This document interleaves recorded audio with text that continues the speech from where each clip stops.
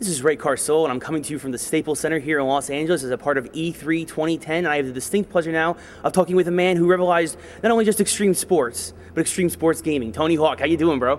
Good, thanks. Now, the first question I got for you is that obviously everybody knows, your games, everybody knows what you did, on the board, and what do you think your legacy is looking back now, like for everything that you accomplished? Wow, I don't really think in such grandiose terms like that.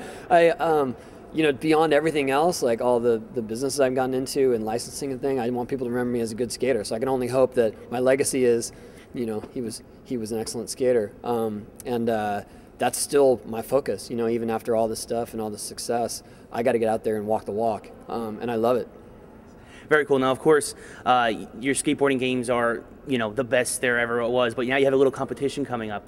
Shaun White has announced, of course, that he's coming out with a skateboard game. Do you revel in the competition a little bit in both the gaming terms, or are you a little upstart punk or whatever, Well, actually, I feel like we've gone a different direction with our game now. With the board controller, we did Ride, and now we're doing Shred, and Shred is using the same board controller. The game's much more intuitive, much better. We've added snowboarding to it, so I guess I'm stepping into his territory as well as him stepping into mine. But I think it's great. I think I am proud that we've created a genre of video gaming that it can stand to have 2, maybe 3 different big titles in that, in the skateboarding arena. But like I said, we've kind of branched out to do this on a physical board controller. Mm-hmm. So if, Shaun's going to have it, I'm sure, as a joystick game.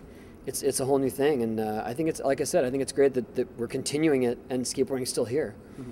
Tell us about how the development of Shred has gone, and how, of course, you mentioned that you've tweaked it from Ride, the intuitive controls and whatnot. Talk about that process.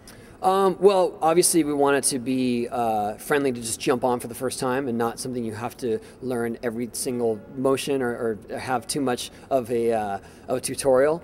And I feel like we've really done it this time. There's a line of sight guidance that'll kind of show you, if you keep leaning this way, you're going to head all the way over here. It gives you a little more foresight.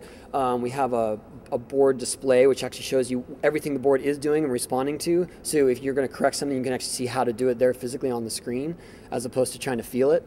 Everything's much bigger. Like, you can do these huge gaps. You can jump roof to roof. You can grind across telephone wires and jump over bodies of water. And it's kind of like the fantastical things you wish you could do in real life, but you don't want to put your body through it. Right. Almost kind of like the Mario Kart of skateboarding a little bit, maybe. A little extra boost and everything, a little more fantastical. Exactly. That's it. Yes. Very cool. And when can we expect to see Shred exactly on store shelves? It'll be out in fall. Like I said, I'm really excited about it. I can't wait for people to see how far we've come with this concept. The hardware stood up on its own, and we still have the same hardware, but the software is on point.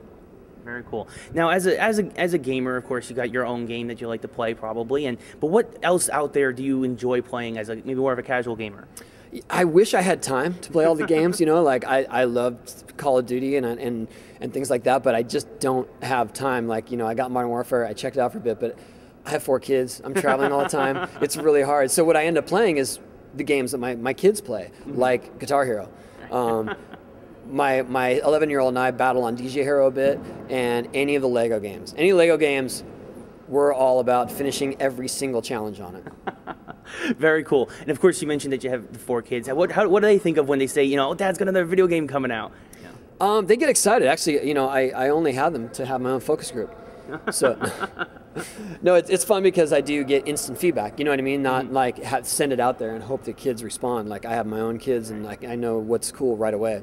Very cool. So it's nice. It's like, hey, it's like you come home, you bring home the controller or whatnot, the board, and it's like, here, test this out, and just plop somebody on it. It was fun because my youngest son doesn't skate very much, and so when he got on the controller, he had his own sort of interpretation of it, and he started doing all these tricks that I hadn't seen anyone doing on the screen before. And I thought, wow, that's really cool that someone who doesn't skate picks it up and has their own style of doing it. Tony, thank you very much for your time, man, and good luck with the game. All right.